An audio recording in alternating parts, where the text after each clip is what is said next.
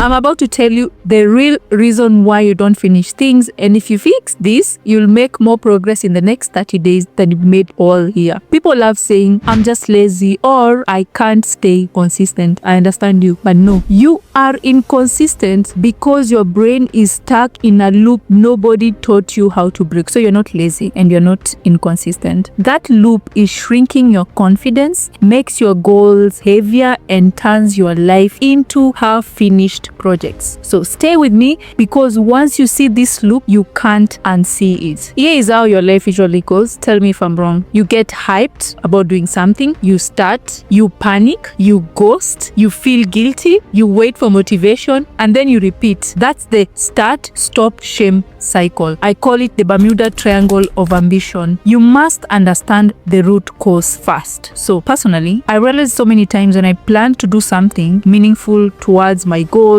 for example, a project whose deadline is coming up, the gym, or just an email, I would somehow end up deep cleaning my kitchen, reorganizing my wardrobe, and Googling best apps for productivity. I know you can relate. I thought I was lazy, but I didn't know it was fear. When you start something meaningful, your brain isn't excited, it's terrified. Not the lion is chasing me terrified, no. More like, what if I look stupid? What if I fall? What if people expect things from me that I cannot be able to deliver? What if I start and the universe doesn't clap? And boom, your brain slaps danger label on that particular task. That's why you suddenly need to scrub your whole kitchen before sending that one email. That's fear. The need to rearrange your desk instead of actually getting into doing that project that's collecting dust. That's fear. And that fear keeps you stuck in that loop. But here is where things will get sneakier and messier.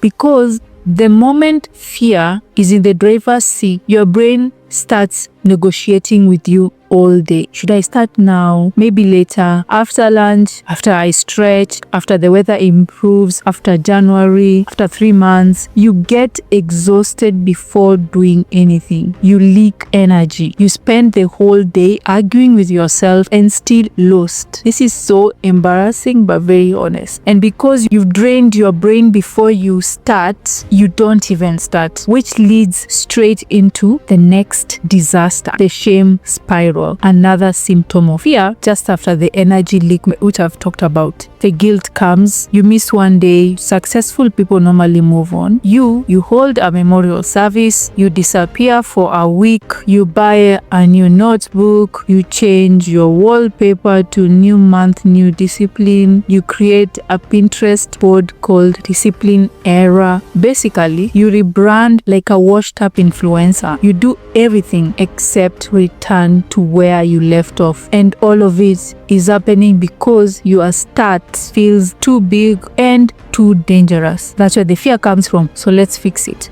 Here is a framework that changed my life and 60 other clients' lives. The first framework is Shrink the Start framework. You don't overcome inconsistency by being stronger or motivated. You beat it by making the first step so small your brain can't reject it. You don't say, I'm gonna write the proposal. Instead, just open the documents. Go to the gym. Don't say that. Say, I'm gonna put on my shoes. I need to clean the kitchen. No. Say, I'm gonna clear just one counter. If the first step doesn't feel embarrassingly tiny, it's too big. Small starts kill resistance. Momentum then takes over. Finishing becomes more predictable. There is one more piece that I didn't talk about, and that is the rhythm recovery framework. When you start and you've built momentum, things happen. Skid, work, mood, just along the way, life happens. The goal is not perfection. The goal is speed. How you return fast. My rule is this: return within 48 hours. No speeches, no dramatic reset, no starting Monday. Just return. Please, you're not Beyonce. You don't need a comeback announcement. And here is the final truth. You just don't finish things because your starts are too big